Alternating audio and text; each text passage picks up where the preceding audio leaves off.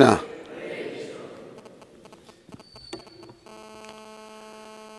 आज रविवार 7 तारीख और कल जो है षट तिला एकादशी का व्रत है। याद रखो सारे, सबने व्रत रखना है और खूब भजन करना है, भगवान का नाम लेना है। तो सर्वप्रथम प्रभुपाद का शिक्षामृत हवाई 7 तारीख को 1975, 7 फरवरी 1975 को प्रभुपाद ने ये कहा था, आध्यात्मिक चिंता का अर्थ है कि आप आध्यात्मिक जीवन में प्रगति कर रहे हैं, और बहुत चिंता का अर्थ नीचे गिरना है। माया इतनी प्रबल है कि जैसे ही मैं एकांत में बैठूंगा, मैं धन और स्त्री का चिंतन करने लगूंगा। इसलिए हमें सदैव भक्तों के संग में रहना चाहिए और हरे कृष्ण का कीर्तन करते हुए स्वयं को भौतिक पतन के खतरे से बचाना चाहिए। एक एक बात जो प्रभुपाद जी ने यहाँ कही है ना, ये अनमोल है। अगर इन बातों का मूल्यांकन कोई करना चाहे तो नहीं हो सकता। तो अब जैसे किसने कहा था मेरे को, हाँ प्रश्न किया था दिल्ली से किया था कि मैं चिंता करता हूँ कि मेरा, दिल्ली से या कहीं और से किया था, चिंता करता हूँ कि मेरा जप अच्छी तरह से हो और मेरा आध्यात्मिक उत्थान हो। तो मुझे चिंता रहती है, ये करनी चाहिए या नहीं करनी चाहिए। उत्तर था हाँ करनी चाहिए। प्रभुपाद जी यहाँ पर उत्तर दे रहे हैं, आध्यात्मिक चिंता का अर्थ है कि आप आध्यात्मिक जीवन में प्रगति कर रहे हैं। अगर चिंता हम करते हैं आध्यात्मिक, तो इसका मतलब प्रगति कर रहे हैं। तो सबको इस बात का ध्यान रखना है कि मैं आध्यात्मिक चिंता करूं, जो मतलब भगवान से संबंधित है, वो सब आध्यात्मिक है। तो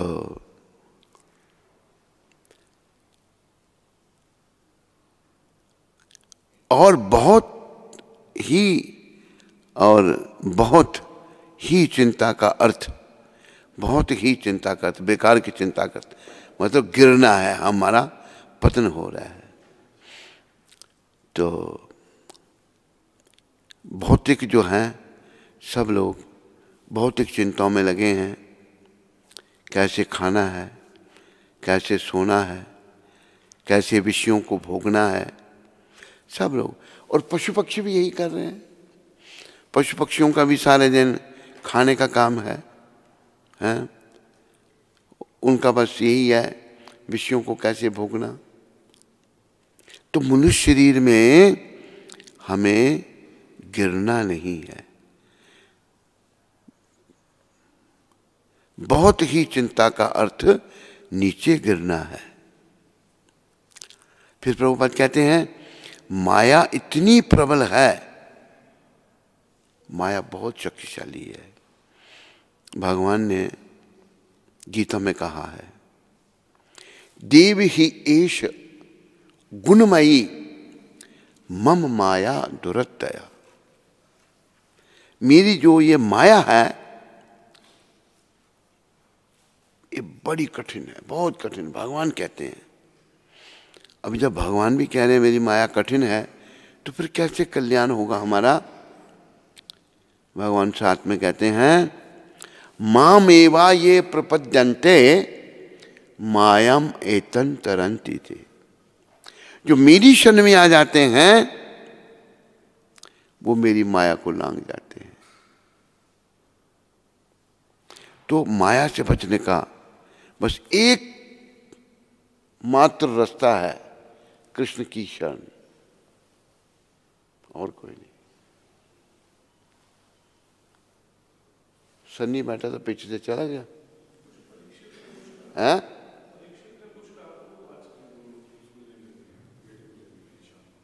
अच्छा, तो माया बड़ी प्रबल है और परमपिता भी कह रहे हैं। और ये याद रखो, ये माया का जगत है, यहाँ माया ही माया है। एक ने एक भजन लिखा है, निकालना जरा भजन। माया ही माया है, माया जाल में माया,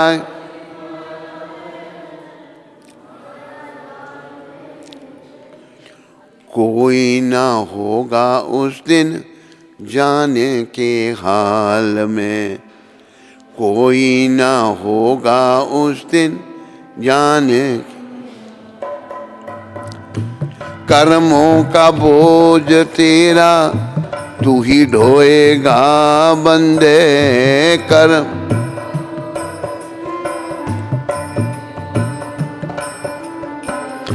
साथ देगा ना तेरे पुत्र परिवार, साथ देगा ना।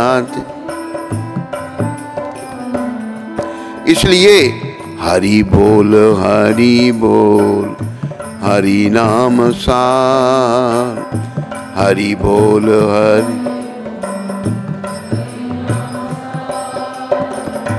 मिलेगा ना मानव जन्म फिर बार बार, मिलेगा न मानव।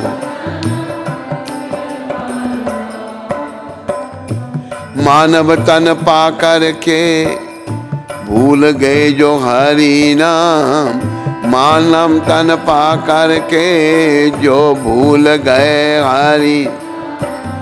समय बीतने पर होगा बुरा परिणाम, समय बीतने पर। क्या किया हाय हाय जीवन बेकार जाए, क्या किया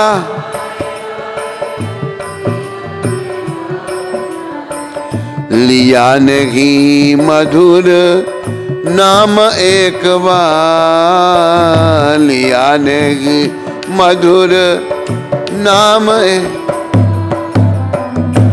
हरि बोल हरि बोल, हरि नाम सार, मिलेगा न मानव जन्म फिर बार बार।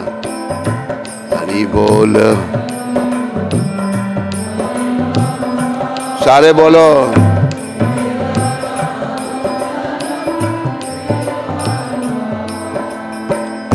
माया ही माया है, माया जाल में माया ही माया।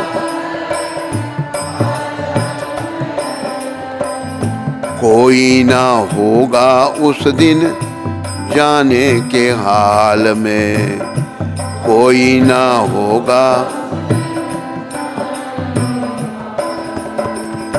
कर्मों का बोझ तेरा तू ही ढोएगा बंदे, कर्मों का बोझ तू ही ढोएगा बंदे। साथ देगा ना तेरे पुत्र परिवार, साथ देगा ना तेरे। हरि बोल हरि बोल, हरि नाम सार, हरि बोल हरि बोल, हरि नाम। मिलेगा न मानव जन्म फिर बार बार, मिलेगा।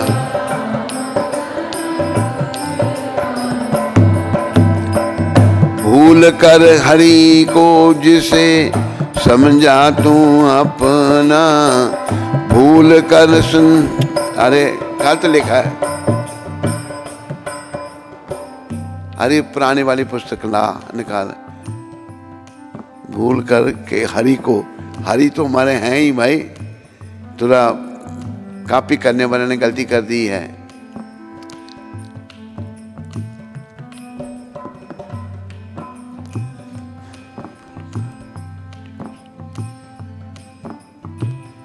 भूल कर संसार को समझा तू अपना, भूल कर संसार को तू समझा तू आप, ये तेरी एक झूठा सपना, ये तेरा है एक झूठा सपना। बस यही एक सार हरि नाम प्रेमाधार, बस यही एक सार हरि नाम प्रेमाधार, हरि ही करेंगे तेरा भव सागर पार, हरि ही करेंगे हरि बोल हरि नाम सार, हरि बोल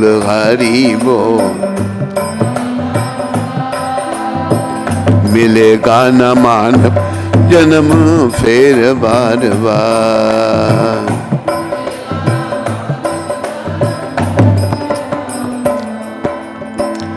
हरि बोल हरि नाम सार, हरि बोल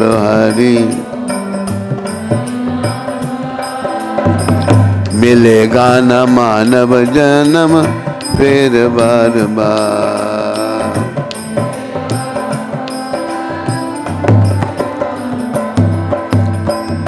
माया ही माया है, माया जाल में माया,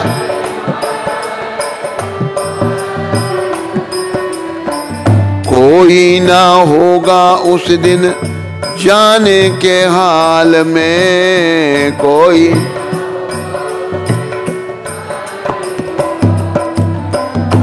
कर्मों का बोझ तेरा तू ही ढोएगा बंदे, कर्मों का बोझ।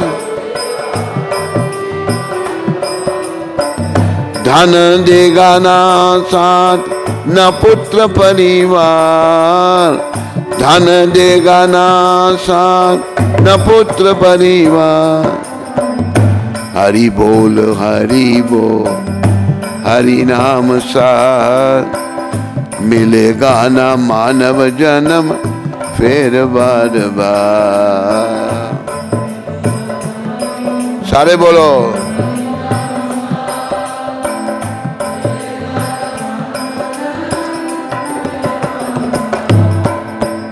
भूल कर हरि को जिसे समझा तू अपना, भूल कर हरि को जी भूल कर, मतलब तू हरि को भूल करके जिसे अपना समझा है, भूल कर हरि को जिसे समझा तू अपना, भूल कर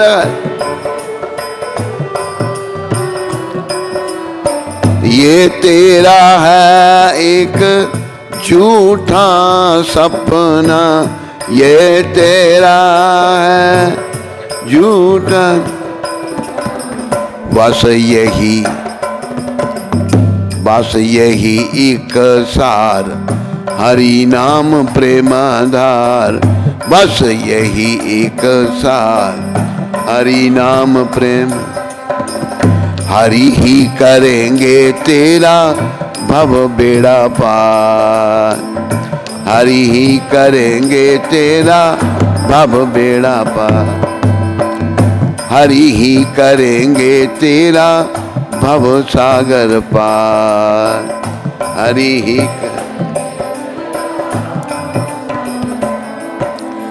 इसमें जो लिखा है हरि, केवल हरि का नाम ही नहीं, ये जो महामंत्र है ना, पूरे महामंत्र को हरि नाम कहा है। हरे कृष्ण कृष्ण कृष्ण हरे हरे, हरे राम राम राम हरे हरे। हरि नाम ये महामंत्र सारा पूरा ही, और हरि का वैसे अकेला नाम भी है और इस महामंत्र को भी हरि नाम कहा है। हरि बोल हरि नाम सार, हरि बोल।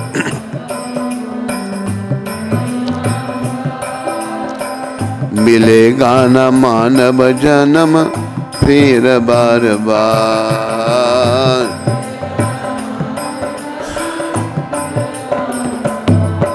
आखिरी शब्द हैं भजन के, ध्यान दें सारे इंटरनेट में सुनने वाले यहां भी। क्या करने आया यहां, कर क्या रहा है, क्या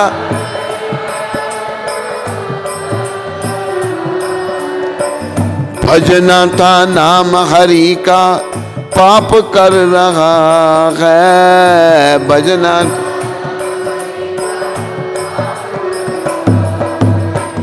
कहे चंद्रपति बार बार, बेदर्दी है ये संसार।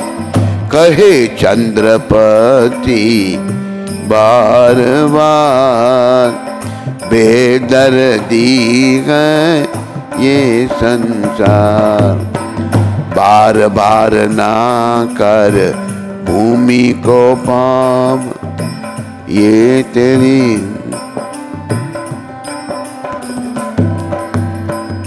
हरि बोल हरि नाम सार। मिलेगा न मानव जन्म फिर बार बार, हरि बोल।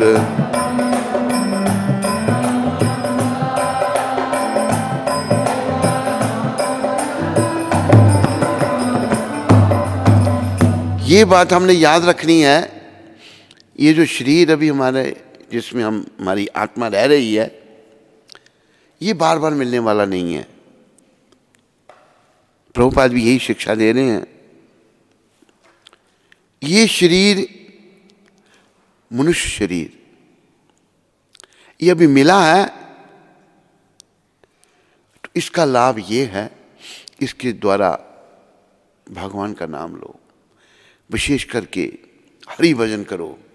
हरे कृष्ण कृष्ण कृष्ण हरे हरे, राम राम। और हमें इस बात की चिंता करनी चाहिए कि ये शरीर मेरा पता नहीं कब छूट जाएगा, मैंने भजन किया भगवान का या नहीं किया, मेरा मन हरिचरण में लगा या नहीं लगा। और बड़ी तैयारी क्या करनी है हमने, किससे, जैसे कई बार कहा जाता है अंते नारायण स्मृति, अंत में भगवान का नाम जीवा पर हो। अंत में ऐसा प्रभुपाद बताते हैं कि जैसे कैमरा फोटो खींचता है ना, जीवन काल में हमारी आंखों द्वारा फोटो खींच रहे हैं हमारे अंदर जो कर्म किए हमने, तो अंत में फिर वो सब फोटो सामने आ जाते हैं। जैसे उदाहरण दिया है महाराजा दशरथ का। महाराज दशरथ बड़े महान, जो भगवान राम के पिता थे। जब उनको श्रवण के माता पिता ने श्राप दे दिया, जैसे हम पुत्र वियोग में मर रहे हैं, ऐसे तुम भी पुत्र वियोग में मरोगे। तो दशरथ महाराज वो शब्द वेदी बाण चलाना जानते थे। ये एक बड़ी कला है, आवाज हो रही है उस पर बाण छोड़ा जाता था और वहां जाके लगता था बाण। वो कला दशरथ महाराज के पास थी। रात का समय था, और ये भी याद रखो जो राजे लोग होते हैं उन्हें शिकार खेलने की अनुमति है। ऐसा क्यों? ऐसा इसलिए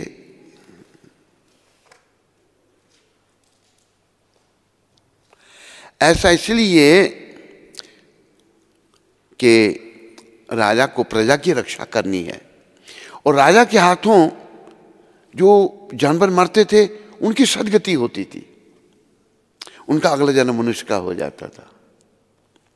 राजा को नरदेव कहा है। राजा भगवान का प्रतिनिधि होता है, लेकिन कलयुग में सब गड़बड़ है। तो महाराजा दशरथ जो थे वो शब्द भेदी बाण चलाना जानते थे। तो रात को वो शिकार खेलेंगे।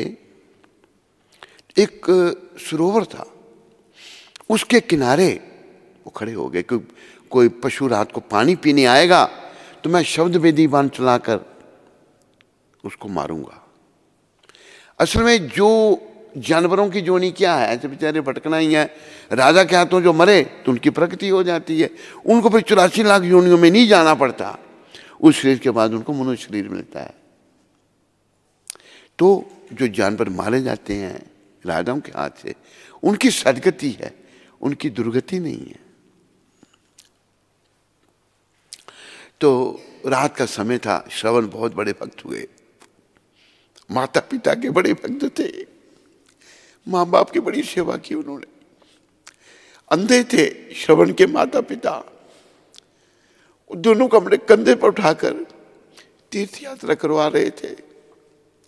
कितना देखो भाव था उनका, माँ बाप की इतनी सेवा उन्होंने की। कलयुग में सब ऐसे ही है, लोग भटक रहे हैं। माँ बाप, बूढ़े माँ बाप को उनका तिरस्कार कर देते हैं। एक बार एक वीडियो देखा मैंने, एक औरत एक बूढ़े को धक्के मार रही है, वो बेचारा गिर रहा है, खड़ा होता फिर धक्का मार देती है वो औरत। उसको पता नहीं उसकी कोई मतलब पुत्र वधू थी, वो कौन थी। बड़ा तरस उस बूढ़े को देख के आया। कलयुग के प्रभाव में लोग माँ बाप का तिरस्कार कर देते हैं।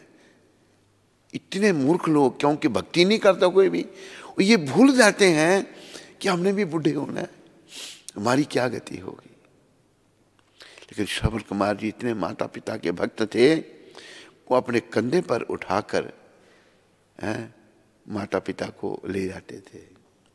रात का समय था तो प्यास लगी, पिता को लगी प्यास। तो प्यास लगी तो पानी, अच्छा मैं यहाँ कहीं ढूंढता हूँ। तो उनको वहाँ रखा जमीन पर, वो बैठे हुए हैं, वो जो अपना कंधे पर, वो क्या बोलेंगे उसको आप, हाँ बैंगी, बैंगी, बैंगी बोलते, पालकी कुछ और चीज़ है, कंधे पर उसको बैंगी, यहाँ लोकल भाषा में बैंगी कहते हैं। वो डंडा लगा, नीचे मतलब रस्सियाँ लगी हैं, उनके बीच में माता पिता बैठे हैं। तो रखा, बेचारे पानी भरेंगे। पानी मिल गया उनको रात को। पानी जब भरने लगे तो पानी बर्तन में जाते आवाज़ करने लगा, गुड गुड। जब पानी भरे तो आवाज़ होती है ना कई बार। जब आवाज़ होने लगी तो महाराजा दशरथ, अंधेरा था, उससे कोई पशु पानी पी रहा है, उन्हें तीर चला दिया, शब्द भेदी बाण छोड़ दिया, आकर उस श्रवण जी को लग गया। श्रवण जी वो वहाँ पर आए, देखा, ओह ये क्या हो गया। बड़ी कठिनाई से बाण निकाला, उनके हृदय में बाण लग गया श्रवण कुमार जी। तो महाराजा दशरथ कहते हैं कि मेरे से अनजाने में हुआ, मुझे क्षमा कर दो। कहते मेरे माता पिता प्यासे हैं। देखो श्रवण कुमार प्राण जाने लगे, माँ बाप की चिंता है, ये भाव है, दिव्य भाव। भावो विद्यति देवा, भाव से ही भगवान मिलते हैं। तो मेरे माता पिता को पानी पिला दो। तो उन्होंने पानी भरा, बड़ा दुख हुआ उनको, भाई अनजाने में हुआ, जान करनी उन्होंने ऐसा किया। वो लेके आए पानी, तो माता पिता प्रतीक्षा कर रहे हैं। बोला पानी पियो। कौन हो तुम? दोनों अंधे थे। हमारा बेटा कहाँ है? सच्चाई बताई उन्होंने कि मेरे से ये अपराध हो गया, मैंने शब्द भेदी बाण सच बोला। तो उन्होंने बोला कि हम पानी नहीं पिएंगे, हम अपने पुत्र के बिना नहीं जी सकते, हम तुम्हें ये श्राप देते हैं, जैसे पुत्र वियोग में हम शरीर त्याग रहे हैं। दोनों ने, माता पिता ने शरीर को छोड़े। इसी प्रकार तुम्हें भी पुत्र वियोग में मरना पड़ेगा। असल में पीछे भगवान का ही हाथ होगा कुछ इसमें। भगवान राम ने तो वनवास में जाना ही था। भगवान वनवास में ना जाते तो दुष्ट रावण का वध कैसे होता। तो भगवान ने जो है वनवास अभी कैकेयी का वर्णन बीच में आता है। कैकेयी को हम बड़ी बुरी नजर से देखते हैं। असल में ये बीच में एक बात मैं आपको बता दूं, राम भगवान जब बाल रूप में थे तो रो रहे हैं। एक दिन बाल राम रो रहे हैं। कौशल्या मैया जो उनकी माता है चुप करा रही हैं। भगवान ने कहा मुझे अगर तुम 14 साल का वनवास दोगी तब मैं चुप होऊंगा। राम जी कह रहे हैं अपनी माँ को। तो माँ ने कहा जिन्हें मैंने पता नहीं 28,000 साल तपस्या करने के बाद पुत्र रूप में प्राप्त किया है, मैं कैसे तुम्हें वनवास भेज सकती हूँ। भगवान रोते रहे। सुमित्रा जी ने भी मना कर दिया। कैकेयी चुप कराने लगी। तो तब राम जी ने कहा अगर तुम मुझे वनवास भेजो, 14 साल का वचन दो मुझे कि वनवास भेजोगी तो तब चुप करूंगा मैं। कैकेयी का नाम बड़ी भक्तों में आता है। बोला ठीक है मैं करूंगी, भेजूंगी आपको वनवास में। तो राम भगवान कहते हैं, बाल रूप भगवान है, चाहे बाल रूप में है चाहे बड़े हैं, भगवान कहते हैं कोई अपनी बेटी का नाम कैकेयी नहीं रखेगा। कहते कोई बात नहीं। कहते तुम्हारा सुहाग चला जाएगा। कहते तो आप तो खुश रहेंगे ना। राम जी की इच्छा थी अपनी। राम जी ने कहा हाँ बस आपकी खुशी के लिए मैं करूंगी। तो कैकेयी ने 14 साल का वनवास दिया था राम जी को। राम जी की इच्छा थी। अगर भगवान वनवास में नहीं जाते तो दुष्ट रावण का वध कैसे होता। तो कैकेयी को भक्तमाल में राम जी की बहुत बड़ी भक्त बताया है। कैकेयी कोई साधारण स्त्री नहीं थी। देखो प्रेम तो कौशल्या जी का भी था, सुमित्रा का भी था, दशरथ जी तो थे, उनका तो कितना प्रेम था कि अपने पुत्र के वियोग में उन्होंने प्राण त्याग दिए। तो क्या कह रहा था मैं पहले, श्रवण जी की बात आपको सुना रहा था। माता पिता की भक्ति कलयुग में ये जा रही है। माता पिता वृद्ध हो गए, बहू घर में आती है क्योंकि कोई संस्कार नहीं है। बहू जब घर में आती है तो एक त्रिअक्षरा 3 अक्षरों वाला मंत्र अपने पति के कान में फूंकती है। फूंकने का तो सुन कहती है अपने पति को। जब देखती माता पिता वृद्ध हैं तो बहू रानी क्या पति को कहती है, 3 अक्षरों वाला मंत्र मैं बता देता हूँ, उसका उपयोग नहीं करना। ये नहीं कहना कि मैंने ही सिखाया वो मंत्र। मंत्र क्या है? अ ल ग। क्या मतलब है? अलग, माँ बाप से अलग हुए। और पुत्र भी इतना, उसको कोई शिक्षा नहीं है, कोई संस्कार नहीं है। माँ बाप का भी दोष समझ लो, बच्चों को संस्कार नहीं देते। वो बस वृद्ध माता पिता को अलग कर देता है। जिन्होंने पाल पोस कर उसको बड़ा किया वो औरत की बात सुनता है। तो कलयुग में बड़ा मानव बड़ा पतन की ओर जा रहा है। लेकिन ये मैं आप सबको कहना चाहता हूँ, भगवान ने बड़ी कृपा करके ये संत भेजे हैं। आज इनकी दूसरे संत बड़ी स्तुति कर रहे हैं। अभी उनको समझ आ रही है कि कैसा चमत्कारी काम इन्होंने किया। चमत्कारी काम, असंभव को संभव किया इन्होंने। अरे जिन्होंने कभी भगवान का नाम नहीं सुना, जो राक्षस वृत्ति के लोग, वो लोग भक्त बन जाएं, ये कोई छोटी बात है? बोलो, अरे सारे बोलो, ये असंभव सी बात। लेकिन भगवान के प्यारे कुछ भी कर सकते हैं। इन्होंने बड़े थोड़े समय में ही 1965 में गए अमेरिका, और बड़ी कठिनाई से गए। 1966 में संस्था की स्थापना कर दी, अंतर्राष्ट्रीय कृष्ण भावना संघ। कितना करोड़ रुपया लेके गए थे भारत से? $7 लेके गए थे, 40 रुपये लेके गए थे।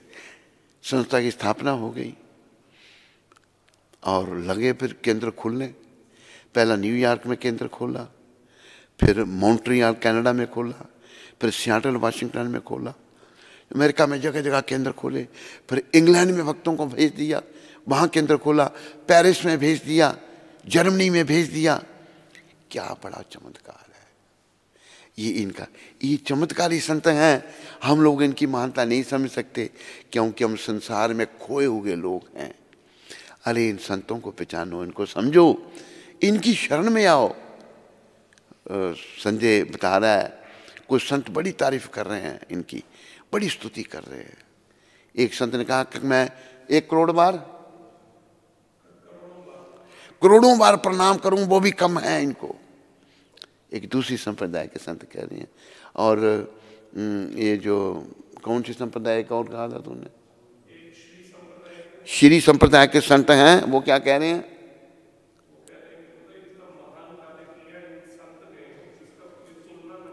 हाँ, कोई श्री संप्रदाय के, एक दूसरे, दोनों अलग अलग संप्रदाय हैं।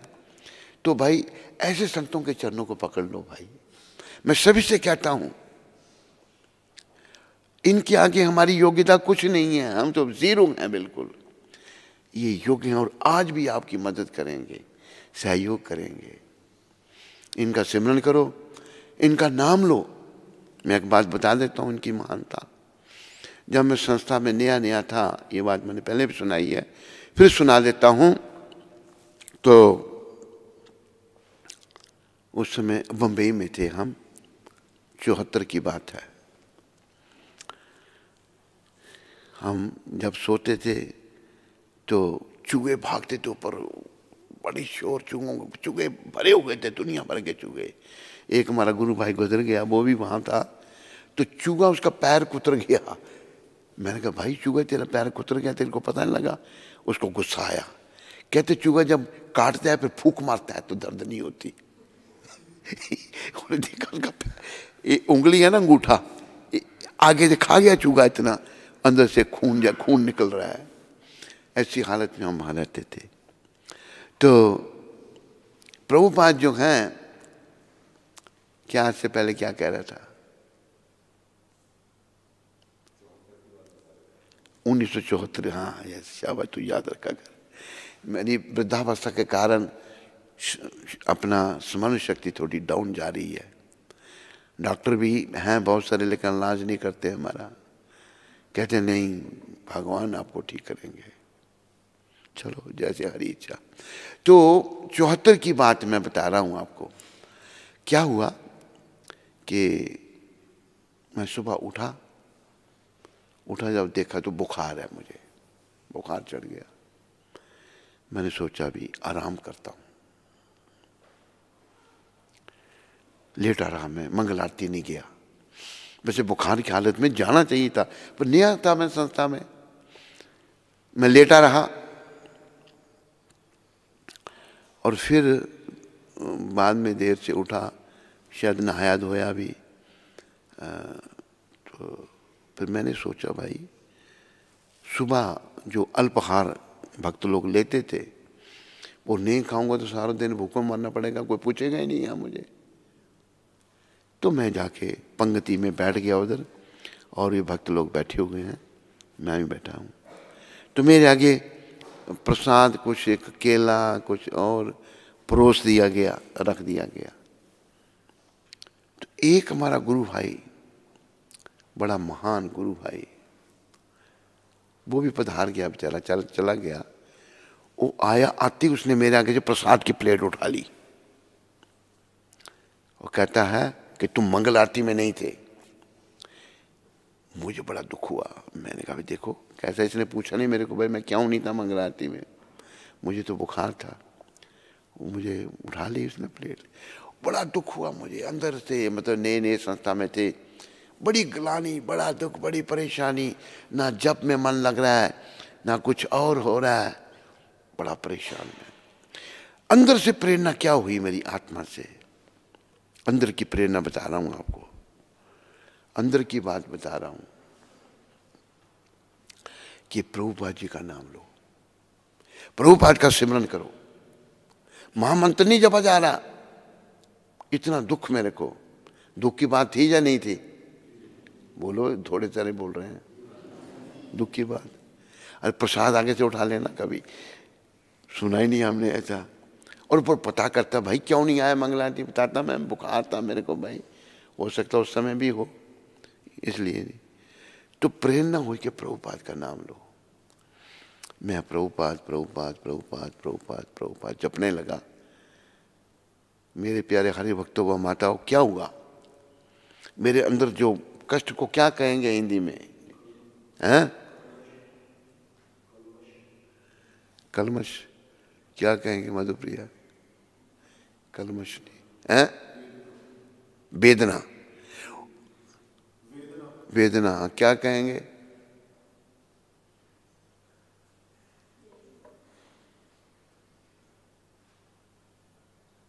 मतलब वेदना कह सकते हैं, क्या कहेंगे भाई? हाँ, दुख तो है ही, पर अभी ठीक है। नहीं मतलब वो जो उसमें कष्ट था वो क्या थे, वो क्या चीज थी? वेदना, वेदना कह सकते हैं। बड़ा अंदर जो कष्ट था, जैसे ही मैं प्रभुपाद जी का नाम लेने लगा ना, वो धीरे धीरे वेदना, वो अंदर का दुख, अंदर का कष्ट जो है वो कम होना शुरू हो गया। तब से फिर मैंने शुरू से नियम बना लिया कि 3 माला प्रभुपाद के नाम की जपनी। प्रभुपाद, खाली प्रभुपाद प्रभुपाद प्रभुपाद प्रभुपाद प्रभुपाद प्रभुपाद। और प्रभुपाद साक्षात रक्षा करते हैं, साथ साथ चलते हैं, ये देखा मैंने। देखो मैं जब अफ्रीका में गया, घर से इसलिए भागा था कि घर वाले शादी कर रहे थे जबरदस्ती, मैं शादी नहीं करनी है, लंबी बात है, मैं छोटी बता रहा हूँ आपको। विदेश में गया, वहाँ भी लोग पीछे, एक कहते हैं जी हम आप जैसा लड़का अपनी लड़की के लिए ढूंढ रहे हैं। मैं मन में सोचा, मैंने घर से भी इसलिए भागा था, यहाँ भी वही शुरू हो गया। वो माँ भी डॉक्टर थी, बाप भी डॉक्टर था, तो लेकिन प्रभुपाद ने रक्षा की, प्रभुपाद ने बड़ी कृपा करके रक्षा की। एक दो मतलब अफ्रीका में एक माता कहती है, वृद्ध माता थी, वो कहती है कि अगर आप मेरी लड़की से शादी कर लोगे तो आप सुखी रहोगे। मैंने मन में सोचा आज तक तो मुझे शादी वाला को सुखी दिखा ली, इसकी लड़की पता नहीं कैसे सुखी करेगी। लेकिन वहां से भी प्रभुपाद जी ने मुझे बचाया, रक्षा की। बड़े बड़े प्रलोभन आए। कनाडा में थे हम, कनाडा में एक टीवी में प्रोग्राम आया, प्रोग्राम में मुझे बोलना था कुछ, मेरे नाम का एक पत्र आ गया। पत्र रखा तो उन्हें संभाल कर नहीं, वो ढूंढना उसको, उधर रखा था मैंने, भी तो ढूंढना उसको। पत्र आया और माता लिखती है मेरा ये नाम है और मैं इंपीरियल बैंक ऑफ कनाडा की मैनेजर हूँ, एक ब्रांच की मैनेजर थी वो, और मेरा कोई नहीं है, खाली पिता है, माँ भी मर गई है, कोई भाई नहीं, कोई बहन नहीं। मेरे पास भगवान ने सब कुछ दिया है, लेकिन एक स्वामी पति के रूप में नहीं दिया। तो आप मेरे पति बन जाओ, कोई काम नहीं करना आपने, आप ट्रैवल करो वर्ल्ड में, लेकिन मेरे पति बन के रहो। मैंने कहा भाई ये तो यहाँ भी झंझट शुरू हो गया, लेकिन प्रभुपाद जी ने वहाँ भी रक्षा की। और उसने ये भी लिखा पत्र में, पत्र कहीं कुंती माता ने रखा होगा, उस पत्र में उसने ये लिखा कि मेरी लॉटरी निकली है। लॉटरी निकली है, वो कितने की थी उस समय हमने हिसाब लगाया, 35 करोड़ की लॉटरी थी। आज से कोई ये 96 की बात है, कितने साल हो गए? अरे हाँ 24 साल हो गए, 24 साल पहले की बात है कि भाई उसमें हिसाब लगा। मेरे साथ एक बनिया था प्रत्यूष भरतिया, वो भी ट्रैवल कर रहा था। उससे मैंने बताया, मैंने देख प्रत्युषीय चिट्ठी आई है मेरे को, कहते महाराज मैं आपको तो जानता हूँ, आप तो शादी करेंगे, ऐसा करो मेरी इंट्रोडक्शन कर दो उसके साथ। मैंने कहा क्यों? कहते 35 करोड़ का मामला है। मैं कहा दुष्ट तेरे से एक तो संभलती नहीं है और दूसरी तो मतलब ऐसे करना चाहता है। तो वहाँ भी प्रभुपाद ने रक्षा की। इसलिए हम सबको प्रभुपाद जी की कृपा से भक्ति पथ में आगे बढ़ना है। प्रभुपाद को जीवन का केंद्र बनाओ, उनसे प्रार्थना करूँ, आपकी प्रार्थना सुनेंगे। यहाँ भी बड़ी बड़ी समस्याएं आई, प्रभुपाद जी ने हल की। और प्रभुपाद जी आध्यात्मिक तौर पर यहीं रहते हैं। तो ऐसे संत बड़े महान हैं, ऐसे संतों की कृपा लो। इन्होंने वो कार्य किया जो भूत में ना हुआ है, भविष्य में ना होगा। इन्होंने बीज बो दिया है। और अगर हम लोग, भारतीय लोग अच्छे बने, इनके हाथों में प्रचार करें तो सारा संसार कृष्ण भक्त बन सकता है। ऐसी पुस्तकें इन्होंने लिखी, इनकी पुस्तकें पढ़ करके लोगों का जीवन बदल जाता था, अभी भी बदल रहा है। पर हमें अच्छा बनना है इनके हाथों में। तो माया की बात हो रही थी। ये माया का जगत है भाई। माया का अर्थ है जो नहीं है वो माया है। ये जो कुछ दिख रहा है, अभी जैसे एक उदाहरण मैं देता हूँ, यहाँ चिनैनी एक जगह है। चिनैनी वाले राजा ने कितने साल राज किया था उधर?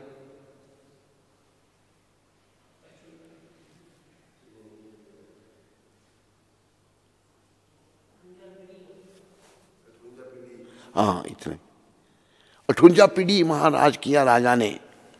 वो महल उसके बने हुए, लेकिन खत्म हो गया सब कुछ। अभी मैं महल देखने गया तो अभी बंदर रहते हैं महल में। लोग लकड़ी काट काट के, बड़ी कीमती लकड़ी लगी हुई है और ले जा रहे हैं। और राजा की वो देवते संगलें भी वहाँ पड़ी हुई देखी हैं हमने। 58 पीढ़ी राज किया, अभी कुछ भी नहीं, सब खत्म हो गया। कुछ अभी जनरेशन ऐसी आई कि राजा की बड़ा जुल्म किया उन्होंने गरीबों पर। यही बात है नहीं, बहुत जुल्म किया और राजा की बड़ी दुर्गति हुई, दुर्गति से वो मरा, खत्म हो गया उसका वंश। तो मतलब कहने का ये है कि माया का जगत है, नश्वर है यहाँ सब कुछ, शाश्वत कुछ नहीं। ये शरीर भी नश्वर है, आत्मा इसमें शाश्वत है। और याद रखो प्रभुपाद कृपा से इस शरीर के द्वारा जो नश्वर है, हमने आत्मा का उत्थान करना है। प्रहलाद महाराज जो बहुत बड़े भक्त हुए भगवान के, वो क्या शिक्षा दे रहे हैं? वो कहते हैं कौमार आचार्य प्रज्ञो धर्मान भागवतन ही दुर्लभ मानुष जन्म तद अपि ध्रुवमर्थदम। प्रहलाद महाराज कह रहे हैं ये जो मनुष्य शरीर है ये नश्वर है। जैसे पशु पक्षी का शरीर नश्वर है, ये भी नश्वर है, लेकिन ये अर्थपूर्ण है। अर्थपूर्ण क्या है? इसके द्वारा हम भगवत प्राप्ति कर सकते हैं। है नश्वर, जैसे पशु पक्षी जितने सबने मरना है। वृक्ष भी बड़े बड़े, अभी उधर हम जब एक बार सैन फ्रांसिस्को में थे, वहाँ हमको बताया गया, वहाँ पर 7-7 हजार साल पुराने वृक्ष खड़े हैं। 7,000 साल, तना उसका इतना बड़ा, उनमें भी आत्मा है। तो ये शरीर चाहे वृक्ष बड़ी लंबी आयु है, उसके बाद उसने सूखना, खत्म हो जाएगा, वो रहेगा नहीं। ये शरीर भी नश्वर, इस संसार में सब कुछ नश्वर है। जो भी जीवधारी हैं, ये मत सोचो कि वृक्षों में आत्मा नहीं है। कई बार ऐसा देखा गया है, आप में से भी किसी ने देखा होगा कि वृक्ष खड़ा है पर सूख गया, उसकी आयु पूरी हो गई, आत्मा ने वृक्ष के शरीर को छोड़ दिया। देखा किसी ने? हमने देखा, कहीं वृक्ष देखे ऐसे। जब उसकी जड़ें भी जमीन में है फिर भी सूख गया, आयु पूरी हो गई। तो यहाँ इस संसार में सभी कुछ नश्वर है, हर जीव, इसलिए इसको माया का जगत कहते हैं। ये शरीर भी नश्वर है। तो प्रहलाद महाराज अपने सहपाठियों को शिक्षा दे रहे हैं। वो प्रहलाद महाराज का पिता राक्षस था, हिरण्यकशिपु। सहपाठी भी उनके राक्षसों के ही बच्चे हैं जो पढ़ रहे हैं। शुक्राचार्य के पुत्र षंड और अमर्क पढ़ा रहे हैं। तो प्रहलाद महाराज अपने सहपाठियों को कहते थे कि कीर्तन करो, भगवान का नाम लो। प्रहलाद महाराज का मंत्र था ओम नमो भगवते वासुदेवाय,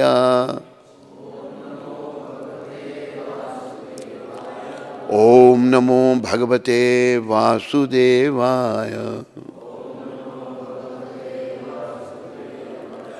ओम नमो भगवते वासुदेवाय, ओम नमो भगवते वासुदेवाय।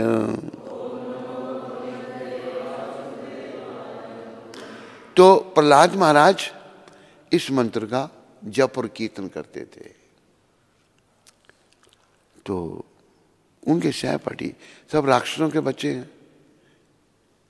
तो प्रहलाद महाराज को बच्चे कहते, प्रहलाद ये हमारा पढ़ने का समय है, खेलने कूदने का समय है, खाने पीने का समय है। तुम कहते हो कि नाम लेना चाहिए भगवान का, हम लेंगे जब बूढ़े हो जाएंगे। प्रहलाद महाराज कहते हैं नहीं, ये शरीर नश्वर है। जरूरी नहीं है कि सभी लोग बूढ़े हों, नौजवान भी जा सकते हैं। कल एक आपको बताया था ना, 40 साल का बेचारा हार्ट अटैक से मर गया था, नौजवान था। उधमपुर में ही एक 23 साल का लड़का जो कि डॉक्टरी कर रहा था, MBBS कर रहा था, उसको ये बीमारी हुई, ठीक हो गया, दोबारा वो फिर चलने फिरने सबसे ऐसे मिलने जुलने लग पड़ा, दोबारा फिर हुई। 23 साल के लड़के की मृत्यु हो गई, यही उधमपुर में जगह सैलम का तालाब, वहां पर रहता था कहीं पर। तो ये नहीं सोचना चाहिए हमको कि बुढ़ा होकर ही मैं मरूंगा। बूढ़े होकर भी मरते हैं लोग, किसी भी अवस्था में कोई मर सकता है, किसी भी अवस्था में प्राण निकल सकते हैं। इसलिए प्रहलाद महाराज कहते हैं 5 साल की अवस्था से भक्ति शुरू करो। कौमार अवस्था 5 साल की, कौमार अचरते प्रज्ञो धर्मान भागवतन ही। क्यों 5 साल की अवस्था से भक्ति करनी है? प्रहलाद महाराज कहते हैं दुर्लभ मानुष्य जन्म, ये शरीर बड़ा दुर्लभ है, नश्वर जरूर है ये पशु पक्षी की तरह, लेकिन ये अर्थपूर्ण है। तद अपि ध्रुवमर्थदम, अर्थपूर्ण इसलिए है इसके द्वारा भगवत प्राप्ति हो सकती है। तो सभी को भगवत प्राप्ति में लग जाना चाहिए, सभी स्त्रियों को, सभी पुरुषों को, सभी बुढ़ों को। कोई नहीं पहले कर सके, चलो अभी वृद्धावस्था में लग जाओ। ये मत सोचो भाई वृद्धावस्था होगी मैं अभी क्या होगा, नहीं, क्या पता, भगवान बड़े दयालु हैं, लग जाओ उसी में। अभी बस ध्यान दो भगवान के नाम की ओर, नाम जपो बस। और तुलसीदास जी ने रामायण में लिखा है कि कलयुग केवल नाम आधारा, कलयुग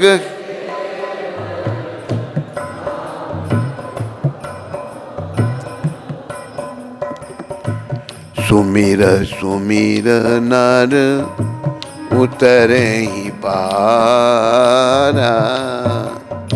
क्या कर रहा है? मेरे वाली तर्ज निकालना, अपनी क्यों डाल रहा है?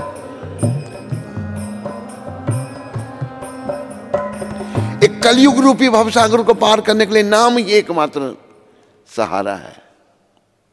एक ने बड़ी अच्छी बात कही, लोग और भी कोई ध्यान लगाते हैं। प्रभुपाद कहते हैं ध्यान लगाने वाले ऐसे हैं, ध्यान लगाते लगाते या तो विषय विकारों का चिंतन करेंगे या सो जाएंगे। ये ध्यान लग रहा है, ध्यान कलयुग में नहीं लग सकता। कलयुग को केवल नाम का आधार है। एक कथावाचक ने बड़ी अच्छी बात कही। एक आदमी ने चेक दिया 20,000 का, चेक उसका वापस आ गया। उसको बड़ा गुस्सा आया, पर मैंने चेक, बेइज्जती हो गई मेरी। कहते हैं आपका चेक आपने मुझे दिया तो 20,000 का वापस आ गया। उसे चेक लिया, उसे किया बैंक मैनेजर के पास। कहते चेक मेरा क्यों वापस कर दिया आपने, मेरे अकाउंट में इतने पैसे पड़े हैं, मेरा इतना बैंक बैलेंस है। तो बैंक मैनेजर कहता सेठ जी बैठो, चेक दिखाओ मुझे अपना। चेक दिखाया तो उन्होंने, सेठ जी एक आपने चेक लिखने में गलती कर दी है। कहते क्या गलती है, दिखाओ। आपने लिखा 20,000 ओनली नहीं लिखा, केवल 20,000 नहीं लिखा, केवल 20,000 नहीं लिखा, इसलिए आपका चेक वापस किया गया है। इसमें गड़बड़ भी हो सकती है। तो अगर हम नाम के अलावा और कोई साधन करेंगे तो चेक भाई वापस आ जाएगा। ध्यान लगाने की कोशिश करेंगे या कुछ और करेंगे, लोग बहुत कुछ कर रहे हैं, वो लिखा हुआ चेक वापस आ जाएगा। केवल नाम, केवल ओनली नाम, कलयुग केवल नाम आधारा, सुमेर सुमेर नर उतरे ही पारा। नाम जपो बस, नाम चलते फिरते उठते बैठते। भगवान ने खुद कहा ना, महाप्रभु ने, उठीते बैसीते खाईते शुईते यथा तथा नाम ले, देश काल नियम नाही सर्व सिद्धि होए। उठते बैठते खाते सोते जैसे तैसे भी नाम लो। सारे दिन हम काम में व्यस्त रहते हैं, नाम जपने का टाइम नहीं हमारे पास। नींद बड़ी प्यारी, उठ नहीं सकते, सो जाते हैं। नींद के लिए संत कबीर ने कहा, बच्चों सुनो, जो सो रहे हैं जगाओ उनको। कोई सो रहा बच्चा नहीं, गंतव्य तेरा काम देखना है। नींद के बारे में कबीर साहब ने बहुत अच्छा कहा। जिनको नींद प्यारी है, मेरे पीछे बोलो शब्द और याद करो इनको। नींद निशानी मौत की, नींद निशानी मौत की, उठ कबीरा यार। कबीर जी अपने आप को ही बोल रहे हैं, तू सोता रहता है। संत तो अपने पर ही बात लेते हैं। नींद निशानी मौत की, उठ कबीरा जाग। कबीर अपने आप को कह रहे उठ जाग, तो क्या कर, और रसायन छोड़ कर नाम रसायन लाग।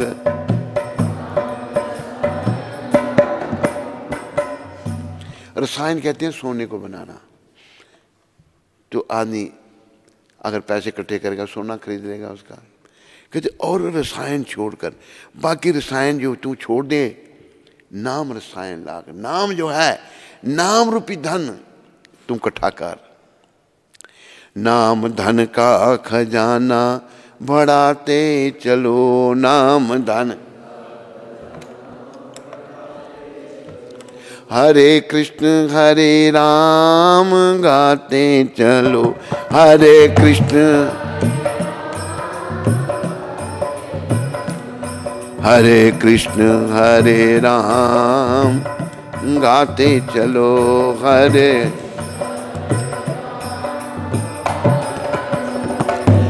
कृष्ण गोविंद गोपाल गाते चलो।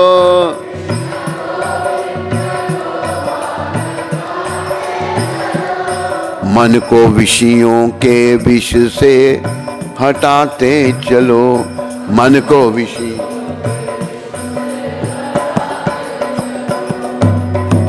अभी बच्चे पैदा नहीं हुए, गर्लफ्रेंड बना रहे हैं, लड़की बॉयफ्रेंड बना रही हैं, बेड़ा गर्क हो रहा है। गंतव्य तू हंस क्यों रहा है? ये बहुत बुरी बात है। ये सब अंग्रेजों की देन है। ये गर्लफ्रेंड बॉयफ्रेंड अंग्रेजों का बेड़ा गर्क। वहां पर बुरी हालत, मैं कहता हूँ लोग इंग्लैंड की तरफ भागते हैं। 1 साल इंग्लैंड में रहा था मैं लगातार, देखी हालत वहाँ क्या उनकी है। देखने में बड़े सुंदर, नक्श नैन बड़े सुंदर, पर काम उनके कुत्ते बिल्लियों जैसे। तो ये जो है ना विषयों के विष, मन को, ये जो विषय विकार हैं ये जहर हैं, जहर। पहले यही शिक्षा दी जाती थी बच्चों को, बच्चियों को यही शिक्षा दी जाती थी। टाइम नहीं है माता पिता के पास बच्चों को शिक्षा देने का। लड़की किसी के साथ भाग गई, क्या करेगी अभी? उसको शिक्षा नहीं, संस्कार नहीं, खुद भी नहीं है संस्कार, बच्चों को क्या संस्कार देंगे? अगर कोई संस्कार दे बच्चों को, आप क्या सिखा रहे हैं मेरे बच्चों को? जैसे एक बार मंदिर में यहाँ हुआ, एक बालिका ने बेकार कपड़े पहने, छोटी उम्र की, अपनी भारतीय। मैंने कहा बेटी कैसे कपड़े पहनती है तू? उस बच्चे ने क्या कहा मेरे को, मेरी मम्मी पहनाती है मुझे ऐसे कपड़े। तो माँ भी वहीं, मम्मी उसकी वहीं पर थी। मैंने कहा कैसे कपड़े? बस मैंने कहने की देर थी और राशन पानी लेके चढ़ गई मेरे ऊपर। क्या खराबी है इनमें? ये देखो हालत लोगों की, माँ बाप की देखो कैसी मानसिकता हो गई। बच्चों को, लड़कों को, लड़कियों को नरक में धकेल रहे हैं। मैंने कहा भाई, फिर बाद में उसको अकल आई, फिर बाद में दोबारा वो मिलने आया। बम्बई से आई थी वो औरत, यहाँ की है वो, उधमपुर की। फिर दोबारा मिली मेरे को, तो थोड़ा परिवर्तन था। ये जो विषय विकार है ये जहर है, इससे अपने मन को हटाना है। कृष्ण गोविंद गोपाल गाते चलो, कृष्ण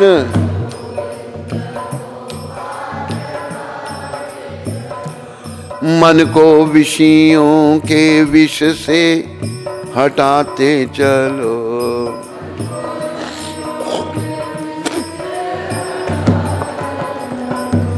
देखना इंद्रियों के ना घोड़े भगे, देख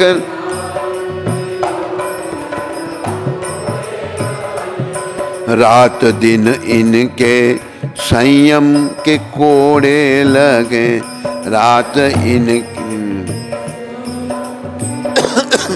इंद्रियों का संयम करना है, ये नहीं का मन जहां गया चल पड़े वहीं पर ना। इंद्रियों का संयम करना है।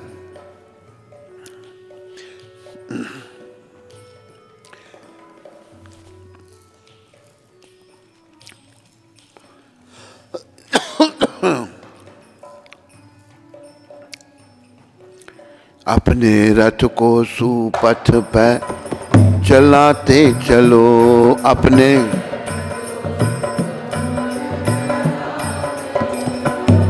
इस शरीर रूपी रथ को सुपथ पे, अच्छे मत पथ पे चलाओ, कुपथ पे मत ले जाओ इसको। ये हमारा काम है, ये हमें करना है, यही हमारी भारतीय संस्कृति है। कृष्ण गोविंद गोपाल गाते चलो, कृष्ण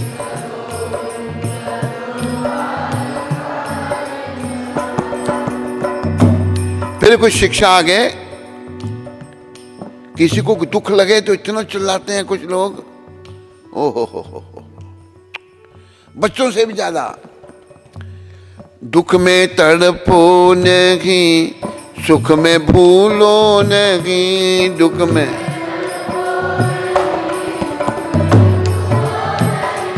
प्राण जाए पर हरि नाम भूलो नहीं, प्राण जाए पर हरि नाम। प्रेम भक्ति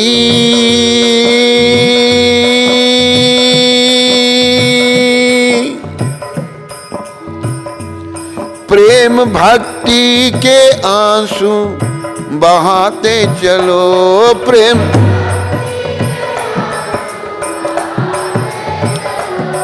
हरे कृष्ण हरे राम गाते चलो, हरे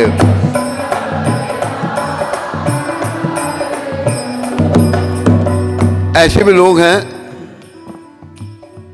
उनको बोलो कुछ भजन करने के लिए, कहते हैं हमारे पास मरने का तो टाइम नहीं है, भजन कहाँ से करें हम, मरने का टाइम नहीं है। उनके लिए फार्मूला है, जिनके पास टाइम नहीं है ना, फार्मूला क्या है? काम करते रहो, नाम जपते रहो,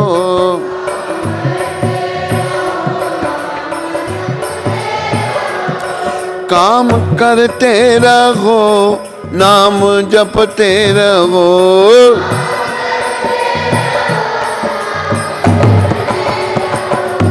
पाप की वासनाओं से डरते रहो, पाप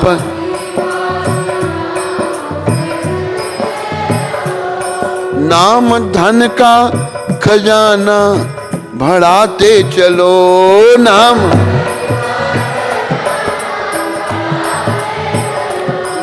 हरे राम गाते चलो, हरे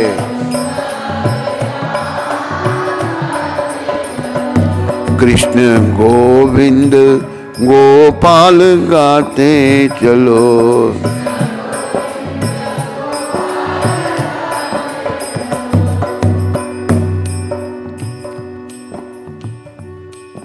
ऐसा कहा है। केवल लोग कहते हैं कि हम नाम तो लेते हैं पर भगवान सुनते नहीं। कहा है प्रार्थना तो वो है जो दिल से होती है, पर मुश्किल तो ये है, बड़ी मुश्किल से होती है, दिल से प्रार्थना नहीं होती। अगर आप हृदय से भगवान का नाम लोगे ना तो भगवान जरूर सुने। वो तो हृदय में बैठे हुए हैं, कमी हमारी है। परमात्मा के रूप में हम हर प्राणी के हृदय में हैं, हम सब के हृदय में हैं। भगवान ने गीता में कहा है ईश्वर सर्वभूतानां हृदयेशे अर्जुन तिष्ठति ब्रह्मयन् सर्वभूतानि यंत्ररूढ़ानि माया। इस शरीर की यंत्र है, मशीन है। भगवान कहते हैं मैं परमात्मा के रूप में हर प्राणी के हृदय में हूं। हम सब के हृदय में भगवान बैठे हुए हैं, लेकिन हमको दिखते क्यों नहीं? वो एक उपनिषद में बताया है,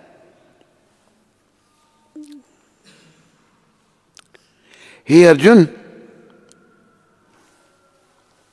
हरे कृष्णा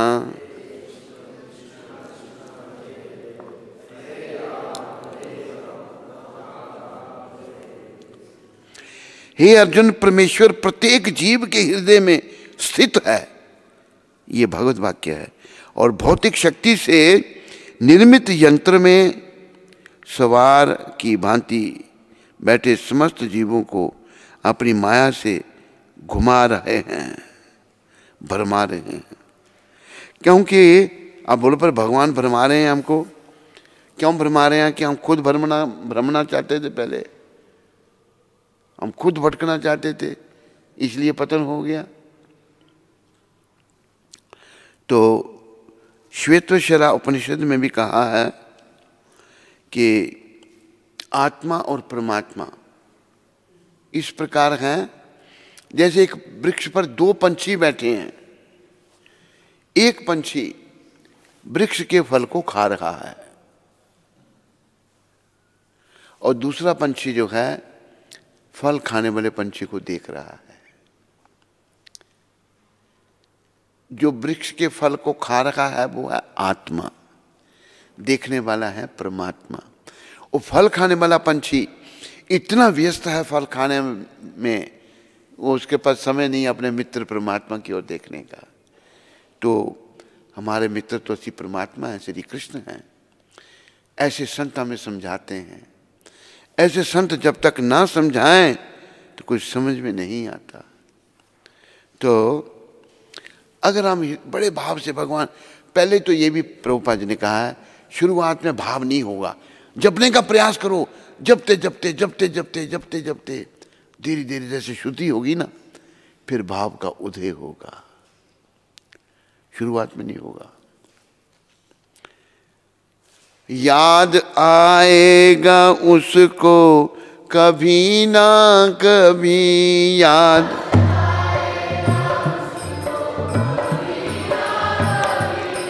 पास पाओगे उनको कभी ना कभी, पास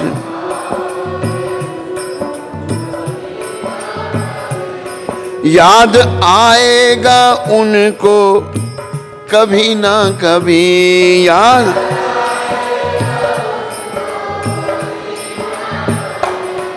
पास पाओगे उनको कभी ना कभी।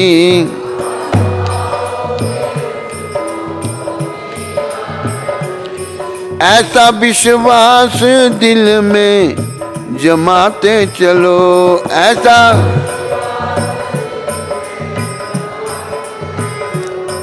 हरे कृष्ण हरे राम गाते चलो, हरे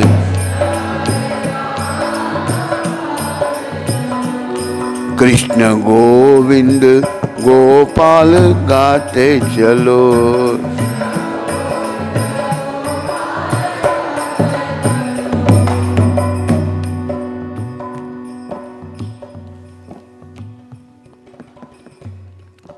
तो थोड़ा इसको ही बदल दिया गया है।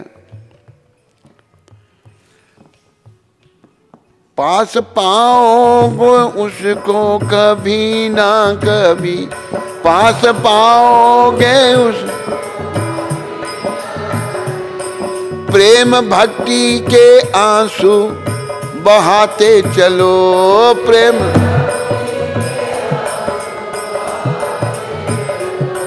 कृष्ण गोविंद गोपाल गाते चलो, कृष्ण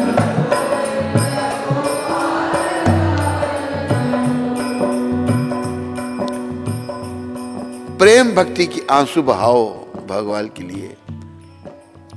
देखना एक बात आपको और बता दें, आदमी अगर कोई दुखी होकर रोता है ना, वो आंसू को देखना वो गर्म होंगे, लेकिन कभी कृष्ण के सिमरन में प्रेम भक्ति में आंसू बहाओगे तो वो देखो वो ठंडे हो गए और गर्म नहीं होंगे।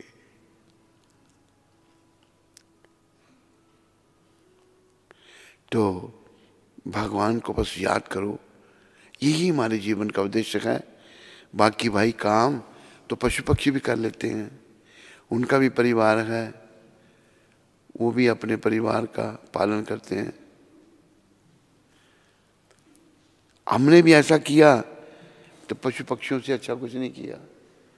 हमें जो है मनुष्यता का व्यवहार करना है और कृष्ण से प्रेम करना है, भगवान से प्रेम करना है। भगवान से अगर प्रेम हो गया हमारा तो जीवन सफल है।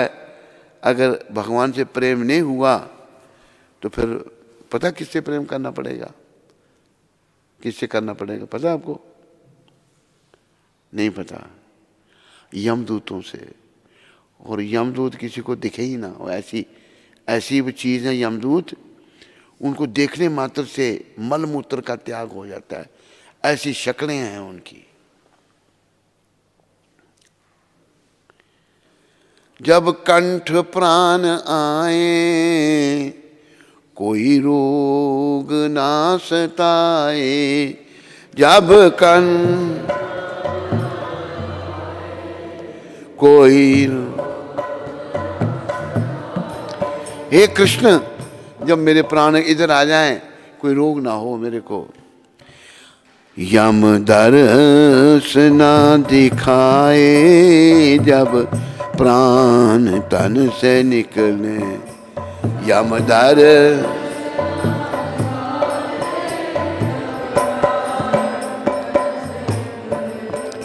गोविंद नाम लेकर मेरे प्राण तन से निकले।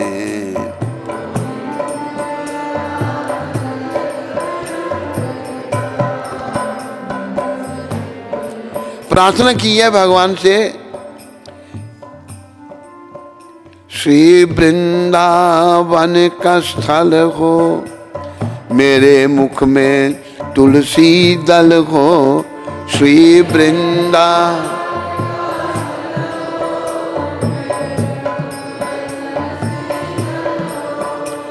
विष्णु चरण का जल हो जब प्राण तन से निकले, विष्णु चरणामृत जब प्राण।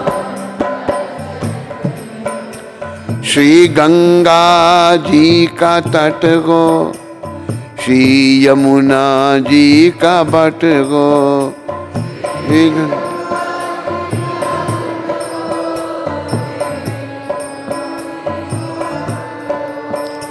और सांवला निकट हो जब प्राण तन से निकले, और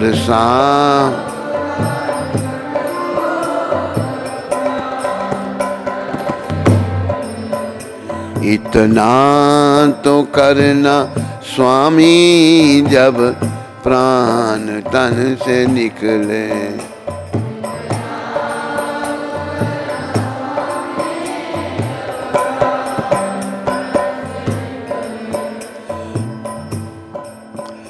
सन्मुख सांवरा खड़ा हो, मुरली की धुन भरा हो, सन्मुख सांवरा खड़ा हो, मुरली की धुन भरा, तिरछा चरण धरा हो जब प्राण तन से निकले, तिरछा चरण धरा।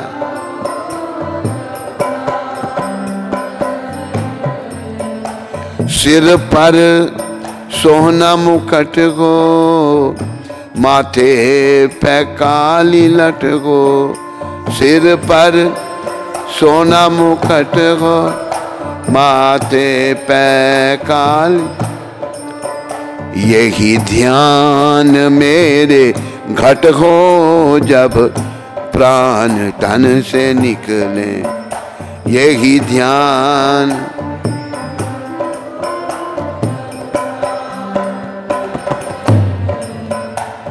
जब कंठ प्राण आए कोई रोग ना सताए, जब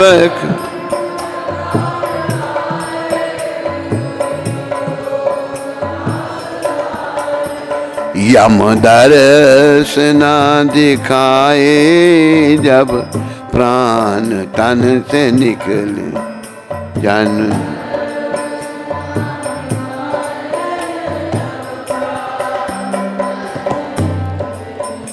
तेरा नाम निकले मुख से, मेरे प्राण निकले सुख से, तेरा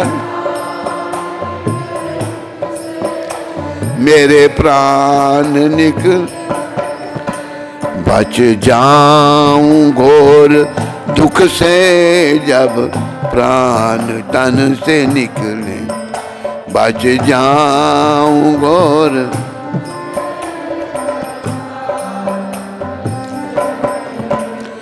पीतांबरी कसी हो, मुख पर कुछ हंसी हो, पीता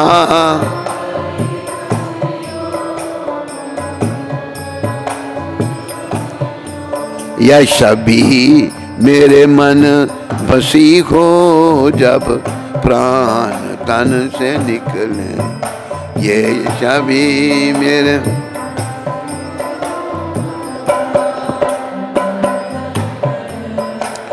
आना अवश्य आना, राधा को साथ लाना, आना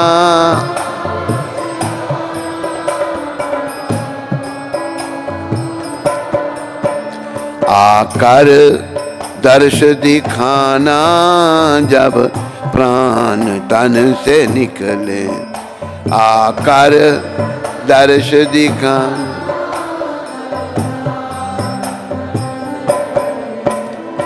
आगे लेखक क्या कह रहे हैं भगवान को,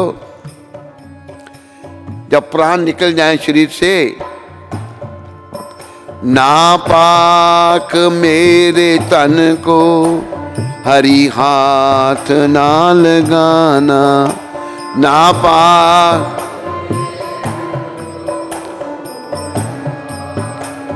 हे हरि, मेरा तन अपवित्र है, इसको हाथ नहीं लगाना। आप क्या करना? चरणों की ठोकरों से गंगा में फेंक देना। चरण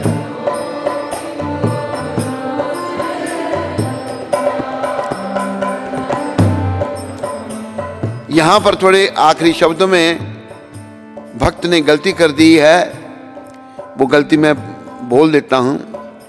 यही दास की अरज है, मानो तो क्या हरज है।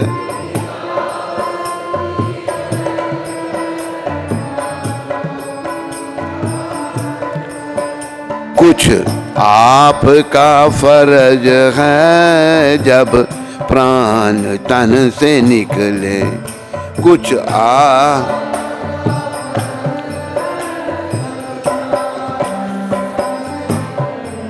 देखो, वो दास हैं, भक्त हैं, जिन्होंने लिखा ये भजन, भगवान को उनका फर्ज समझा रहे हैं, पर भगवान सब जानते हैं।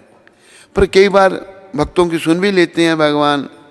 भक्त कहते हैं दास की यही अर्ज है प्रभु, मानो तो क्या हर्ज है, कुछ आपका फर्ज है, जब प्राण तन से निकले। ये है प्राण निकलने की विधि कि भगवान हमारे सामने हो, भगवान का नाम हमारी जीभा पर हो। इतना तो करना स्वामी, जब प्राण तन से निकले। इतना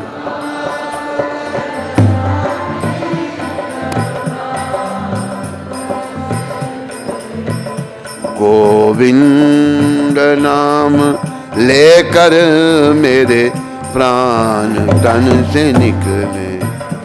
गोविंद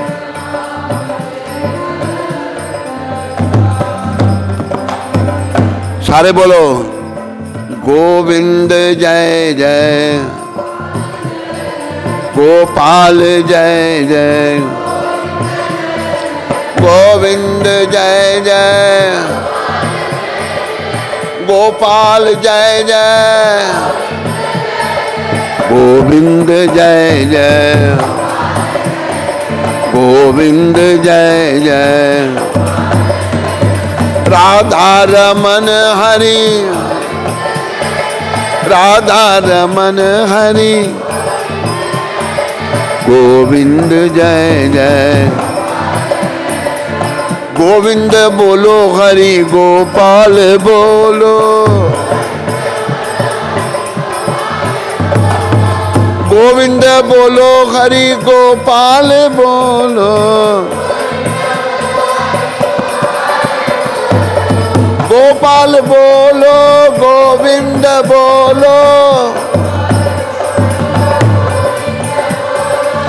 गोविंद बोलो गोपाल बोलो। आओ मेरे प्राण तरस रहे नैना, आओ तरस रहे नैना, बरस रहे नैना। मदन गोपाल बोलो राधे कृष्णा, गोपियों के गोपाल राधे कृष्णा, राधे कृष्णा गोपाल कृष्णा। गोविंद जय जय, गोपाल जय जय, गोविंद जय जय, गोविंद जय जय, गोविंद जय जय, गोविंद जय जय।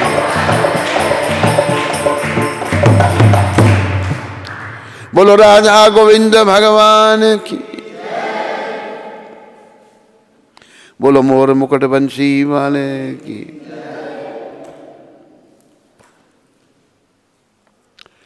तो ये बड़ी सुंदर शिक्षा प्रभुपाद जी की कि आध्यात्मिक चिंता का अर्थ है आप आध्यात्मिक जीवन में प्रगति कर रहे हैं और बहुत ही चिंता, ज़्यादा चिंता का अर्थ है नीचे गिर रहे हैं, नीचे गिरना है। माया इतनी प्रबल है कि जैसे ही हम एकांत में बैठेंगे धन और स्त्री का चिंतन करेंगे, पैसे और स्त्री का चिंतन करने लगेंगे। प्रभुपाद ने लिखा है जब भी मैं एकांत में बैठूंगा मैं धन और स्त्री का चिंतन करने लगूंगा। इसलिए हमें सदैव भक्तों के संग में रहना चाहिए, हर समय भक्तों के संग में रहो। महाप्रभु ने क्या कहा? साधु संग सर्वशास्त्र कहे, लव मात्र साधु संगे सर्व सिद्धि होए। सारे शास्त्र कह रहे हैं 3 बार का साधुओं का संग करो, साधुओं का संग करो, साधुओं का संग करो। और थोड़े से साधु संग से सब सिद्धियां हो जाएंगी। सबसे बड़ी सिद्धि है कृष्ण प्रेम मिल जाएगा। एकांत में बैठूंगा मैं धन और स्त्री का चिंतन करने लगूंगा। इसलिए हमें सदैव भक्तों के संग में रहना चाहिए। भक्तों के संग में रहो, इन्हीं छोड़ के जाना। मैं जा रहा हूं मैं बस में जा। क्यों जा रहा है भाई? बस में जा रहा हूं। अरे जा क्यों रहा है? कारण क्या है? जा रहा हूं, ऐसे ही कहा था ना उसने। मैं भले मान तो बता तो सही। आखिर फिर बड़ी बार जा रहा हूं क्या बताई, सच्चाई वो सही था। पर देखो हम जो है ना, एक वो श्लोक है इसमें जिसमें प्रभुपाद जी ने कहा, ये अनुवाद में इसमें है वो निकालना आपने, कि भक्त को गुरु आज्ञा में लगे रहना चाहिए। आपस में झगड़ा होता है, ढूंढ लेंगे आपस में, ढूंढ के मुझे बता देना, वो मधुप्रिया को लिखवा देना। कल वाला भी लिखना, मधुप्रिया लिख दिया नहीं, आज कब लिख देना, ये बताएगा। उसमें ये कहा कि हमें गुरु की सेवा करनी है और आपस में झगड़ना नहीं। गुरु महाराज ने ये भी कहा कि बर्तन जहाँ इकट्ठे पड़े हैं वो भी आपस में टकराते हैं, वो इसमें होगा। हाँ कहा तो बर्तन भी आपस में टकराते हैं। यही नहीं कि थोड़ी सी बातें उठाया बोरिया बिस्तरा और चल पड़े, नहीं, मूर्खों वाली बात है। बोरिया बिस्तर उठा के चल पड़े। कहाँ जा रहे हैं? जा रहे हैं बस नरक में जा रहे हैं। ये बड़ी अज्ञानता। तो ये हमने प्रभुपाद जी की शिक्षा को लेना है। अच्छा, इसमें सब लिखे हुए हैं। कुछ दिन पहले ही वो था, वो नोट करना बड़ा ज़रूरी है। मिल गया?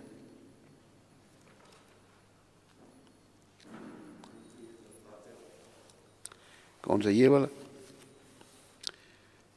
कई बार गुरु भाइयों में थोड़ी गलतफहमी यही है, हो सकती है।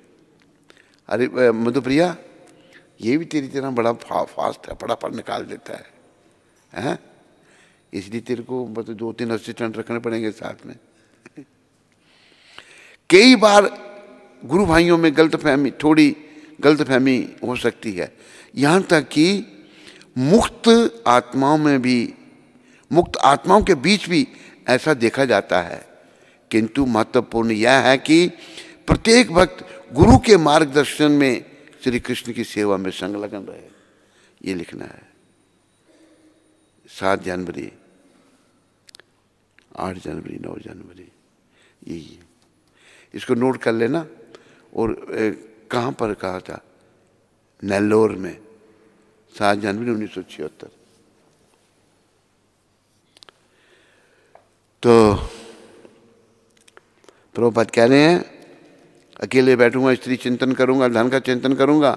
इसलिए हमें सदैव भक्तों के संग में रहना चाहिए और हरे कृष्ण का कीर्तन करते हुए स्वयं को भौतिक पतन के खतरे से बचाना चाहिए। भौतिक पतन के खतरे से बचो भाई, ये भौतिक पतन बड़ा प्रबल है। बोलो पतित पावन शिला प्रभुपाद की। कथा करो, ऐसे को नहीं रखो। प्रश्न तो कोई होगा नहीं आज, हैं?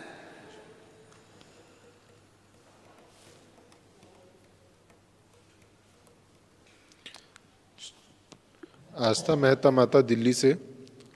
हरे कृष्ण, दंडवत प्रणाम गुरु महाराज जी। आपके चरणों में एक प्रार्थना है। आज आपकी इस पतित बेटी का जन्मदिन है। कृपया करके अपना हाथ मेरे सर पर रख के मुझे आशीर्वाद दें कि मैं भक्ति करूं और उसमें स्थिर रहूं, आपकी सेवा करने का सौभाग्य पा सकूं। श्रील गुरु महाराज जी की जय। बेटी तू कहाँ, तेरे सर पर हाथ लगा, मैं इधर ही रख देता हूँ, देख ले। तेरे सर पर आस्था माता मेरा हाथ है और प्रभुपाद जी के चरणों में तू प्रार्थना कर। मेरी शुभकामना आस्था माता तेरे साथ में है, तेरी भक्ति आगे बढ़े, पर तूने प्रयास करना है। जैसे मैं एक उदाहरण देता हूँ प्रभुपाद कृपा से, घोड़े को पानी के पास ले जाया जा सकता है, पानी घोड़े को खुद ही पीना पड़ेगा।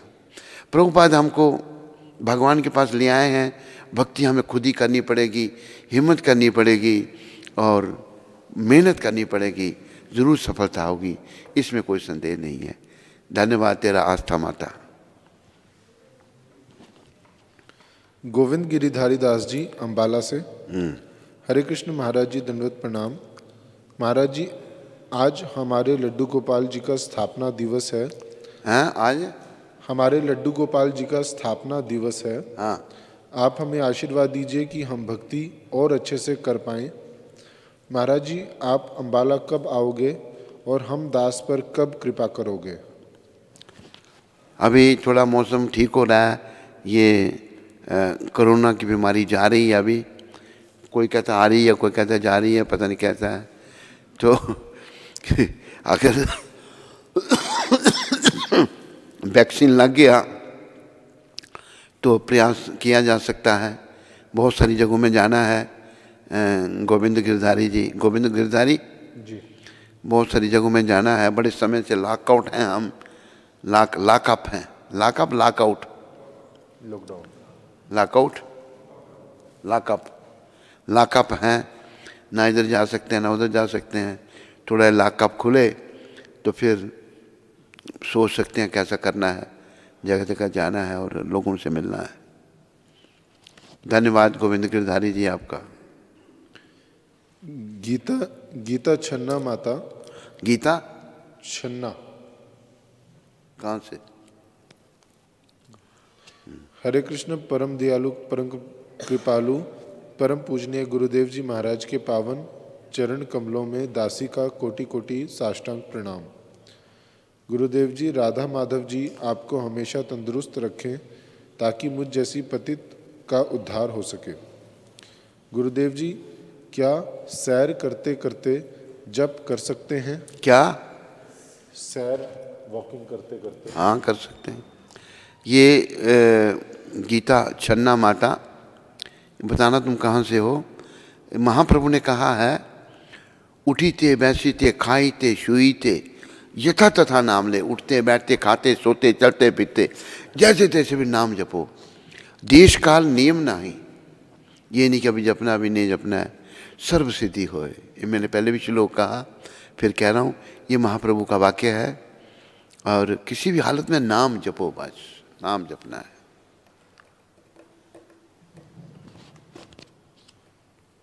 अलारनाथ प्रभु। कौन? अलारनाथ प्रभु, अलारनाथ, अमेरिका से। हरे कृष्ण गुरु महाराज जी, दंडवत प्रणाम एट योर लोटस फीट। आपने अभी प्रवचन में बताया कि जो राजा के हाथ से पशु मरते थे उनका उद्धार हो जाता है। उनका उद्धार हो जाता है राजा के हाथ। हाँ, परंतु श्रीमद् भागवतम में प्रभुपाद जी ने राजा मुचुकुंद के संवाद में ऐसा लिखा है। कौन सा राजा? मुचुकुंद। मुचुकुंद। कि आप एक क्षत्रिय थे और आपने उस कारण से बहुत सारे पशुओं को मारकर बहुत अपराध इकट्ठा किया। उससे मुक्त होने के लिए अपने आप को भक्ति योग में लगाइए और अपने मन को हमेशा मेरे में रखिए। बहुत जल्द आप इन सभी पाप कर्मों से मुक्त हो जाएंगे। तो इन दोनों बातों के बीच में समझने अभी देखो, मुचुकुंद ने बहुत ज़्यादा पशु मारे थे, पर इन जनरल प्रभुपाद ने ये भी लिखा, कहीं ढूंढो आप, कि जो पशु राजा के हाथ से मरता है उसकी सदगति होती है। अभी जैसे जो बलि दी जाती थी, कलयुग में बलि की अनुमति नहीं है। बलि में जो पशु मारा जाता था उसको तुरंत मनुष्य शरीर मिलता था। इसी प्रकार ये बताया है प्रभुपाद जी ने, अन्यत्र कहीं होगा, वो अलारनाथ जी आपको ढूंढना पड़ेगा। मुचुकुंद जी ने बहुत जानवर, लेकिन पर दुर्गति तो नहीं हुई ना उनकी भी। भगवान ने उनको कहा भक्ति करो, नरक में नहीं जाना पड़ा उनको, महाराजा मुचुकुंद को। फिर उन्होंने बड़ी भक्ति की और प्रचार भी किया। उन्हें कोई ज़्यादा ही पशु मार दिए होंगे बेचारे, ज़्यादा पशुओं का उद्धार कर दिया होगा।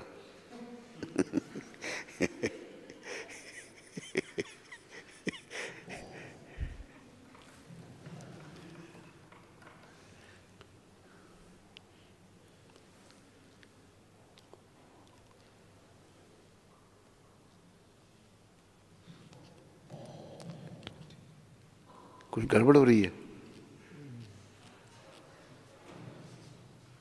रितिका माता कनाडा से, हरे कृष्ण गुरु महाराज जी, दंडवत प्रणाम। Please accept my humble obeisances unto your lotus feet. जन्म हीरा तुझे जो मिला है, मुझे ये भजन बहुत अच्छा लगता है। अगर आपके पास टाइम हो तो कृपया भजन गाकर सुना दीजिएगा। रितिका माता, तेरा जन्म वेटिंग लिस्ट में रख दिया जाएगा। आज तो टाइम नहीं है, अभी लेट हो रहा है, उसको फिर कभी आपको सुना देंगे। लिख लेना इसका भजन है, नाम भी लिख लेना।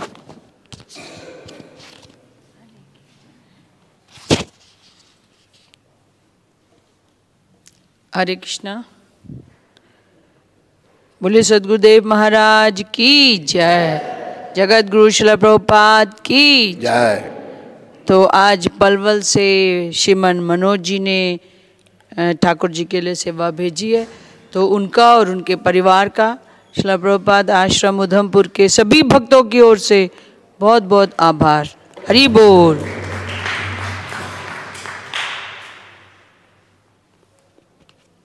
बस, और तो नहीं कोई है? पद्मावती माता सूरत से, कृपया गुरुजी सबसे पहले सूरत आना है आपको। गुरुदेव, आपकी कृपा से निष्काम मंदिर का निर्माण करने की कोशिश की जा रही है। आप क्या करने की कोशिश? निष्काम मंदिर। हाँ, निष्काम। आप आएँ और हम सबका मार्गदर्शन करें। इस बार कम से कम 3 महीने रुकना है गुरुजी आप सबको।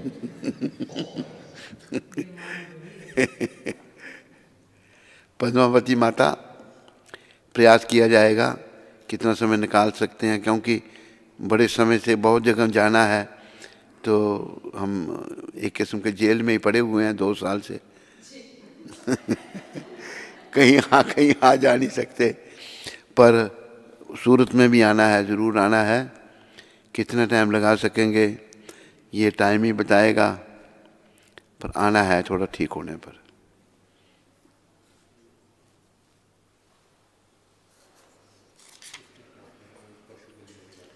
हाँ,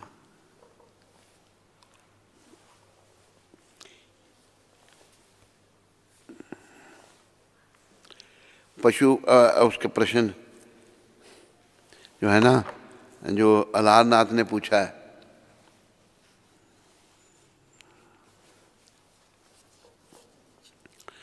ये 18वां अध्याय है, 2रा श्लोक, 3रा श्लोक है। कुछ विद्वान घोषित करते हैं कि समस्त प्रकार के सकाम कर्मों को दोषपूर्ण समझकर त्याग देना चाहिए, किंतु अन्य विद्वान मानते हैं कि यज्ञ, दान तथा तपस्या के कर्मों को कभी नहीं त्यागना चाहिए। वैदिक साहित्य में ऐसे अनेक कर्म हैं जिनके विषय में मतभेद है। उदाहरणार्थ, यह कहा जाता है कि यज्ञ में पशु मारा जा सकता है, फिर भी कुछ का मत है कि पशु हत्या पूर्णतः निषिद्ध है। यद्यपि वैदिक साहित्य में पशुवध की संस्तुति हुई है, लेकिन पशु को मारा गया नहीं माना जाता। यह बलि पशु को नवीन जीवन प्रदान करने के लिए होती है।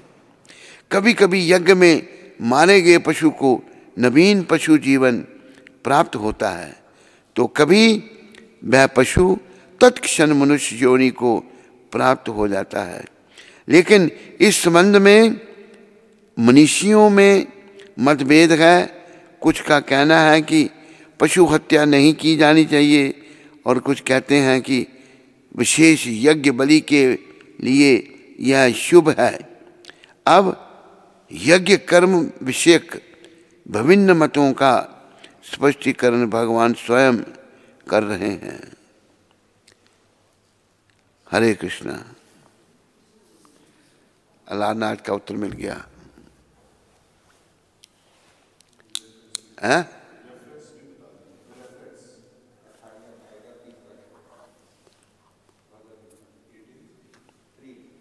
18वें अध्याय का 3रा श्लोक है ये, कोई भी पढ़ सकता है इसको।